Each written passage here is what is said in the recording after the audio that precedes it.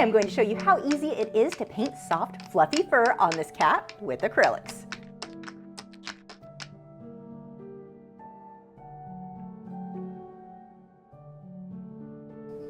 Step 1. Creating the background. I painted the entire canvas with a light magenta base. Then, using a stencil and an airbrush, I added this repeating pattern to create a fun wallpaper effect. Don't worry if you don't have an airbrush, you can absolutely do this with a regular paint and stencil brush. The airbrush just speeds things up. Step 2. Transferring the image. I rarely freehand directly onto my canvas because it always ends up covered in eraser marks. Instead, here's my clean trick.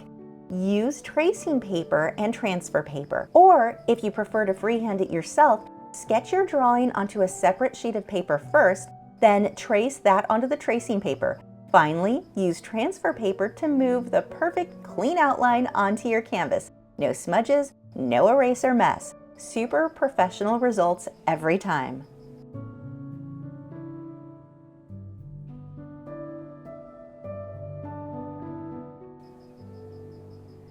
Step 3. Building fur texture with white. First, I blocked in the cat with solid black, but we can't leave it flat and boring. Real black fur is full of life and subtle color. To make this easy, break it down. Start by painting all of the highlights and fur texture in pure white. Why white instead of the final colors? It's much simpler for beginners. And it sets up perfect results when we glaze later.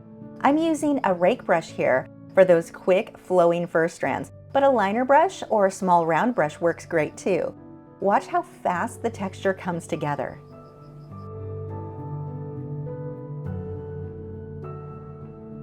Are you enjoying this lesson? Do you want to follow along in real time, brushstroke by brushstroke? Head over to patreon.com/Lachri, where for as little as $6 a month, you get access to this and over 400 of my other long-form lessons. That's a lot of lessons for not a lot of dollars. Let me help you take your work to the next level. Step 4. Glazing. Because black isn't really black. Now that our white highlights are in place, it's time for the magic, glazing.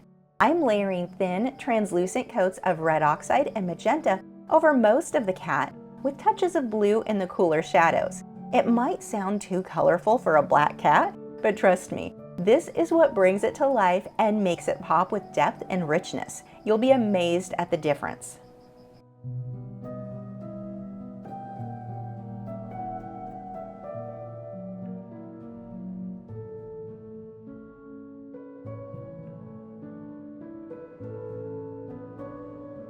Step 5. Painting the eyes. The eyes, they are what make your pet portrait truly soulful. I start with a base color, then add soft shadows across the upper part of the iris. This one simple step stops the eye from looking flat or creepy, and instead it makes it feel more round and real. Even with tons of detail everywhere, skipping the shadow leaves the eye looking cartoonish. Next, add a small highlight at the very bottom and a curved highlight where the light hits the eye. Keep that highlight where the light is hitting the eye slightly curved. This is the trick that is going to make the eye look more 3D.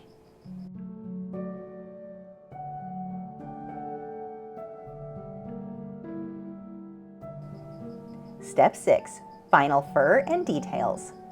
Finally, I grab a small round or liner brush to add those finishing fur strands. The secret? Work with what you already have painted. Don't just scribble random lines everywhere. Pay close attention to the direction of the fur, how it flows, how it clumps, and how it groups together in natural, almost rows. Follow your reference photo closely for the movement and patterns here, even if your colors are a bit more creative like mine are. Remember, more brushstrokes does not mean more realistic. It's all about the right strokes in the right places going the right direction.